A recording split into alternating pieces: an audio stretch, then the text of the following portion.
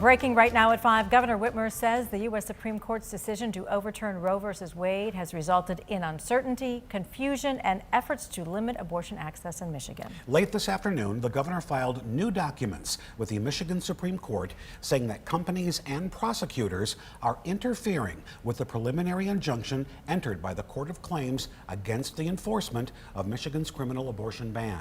The same day the decision was issued, Beaumont Health and Spectrum Health announced it would immediately start following the 1931 abortion ban, but the next day reversed their decision. 13 on your side's Keely Lovern is in the newsroom now. And Keely, the governor's letter to the Supreme Court specifically mentions the Kent County prosecutor. That's right, Juliet. Governor Whitmer claims that Kent County prosecutor Chris Becker has publicly stated through his lawyer that he is not bound by the Court of Claims preliminary injunction and could still enforce the law if a case met the elements of the 1931 ban. It is important to note, however, that prosecutors would only be able to prosecute medical providers, not women who are seeking abortions. In a statement sent to 13 on your side, Becker said in part, quote, "There is a validly passed statute which has been upheld by the Court of Appeals in the past, and I will not turn a blind eye to ignore it. To do so, in my opinion, would be improper." Now, Becker went on to say that while the Attorney General and other prosecutors in the state say they will not enforce prosecuting doctors who perform abortions, Becker says he must uphold the law. Michigan's Attorney General Dana Nessel disagrees. In a statement, she said Michigan providers cannot be prosecuted for providing abortions due to the current injunction. She then went on to say, quote, "As it currently stands, providing abortion care in Michigan cannot be prosecuted, and I encourage those with appointments to move forward as scheduled and consult with their doctors."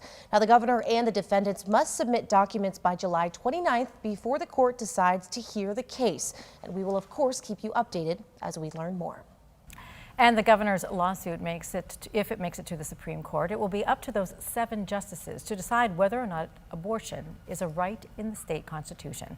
13 on your side's Carla Byron is live here to talk with you've talked with an expert about the makeup of the Supreme Court and how that may affect the decision. Now, currently there are 4 Democrat and 3 Republican justices on Michigan's High Court. A University of Michigan professor of law says party affiliation may be a factor in the ruling.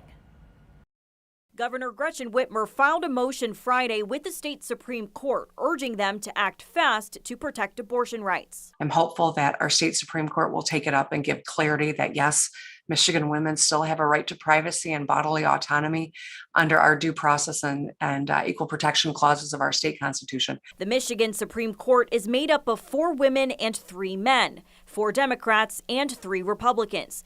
Richard Friedman, a University of Michigan professor of law, guesses the court will rule there's a right to abortion in the state constitution, at least in the early stages of pregnancy. And he's basing his guess on 2 factors. One is, these days, party affiliation is a pretty good indicator of where somebody's coming out. Now, of course, here it's not simply the policy issue of should abortion be allowed and when. It's a legal, a constitutional issue. Second, he says 3 Democrats were very eager to expedite the case. The reason why somebody might want to expedite this case would to come out with a holding that there is a state constitutional right. If you're on the other side, you've got no particular interest in expediting. If the court does expedite the case, Friedman estimates a decision could take 3 or 4 months. If the Supreme Court votes to uphold the 1931 ban, the people of the state could vote on whether to add a state constitutional amendment allowing abortion this November.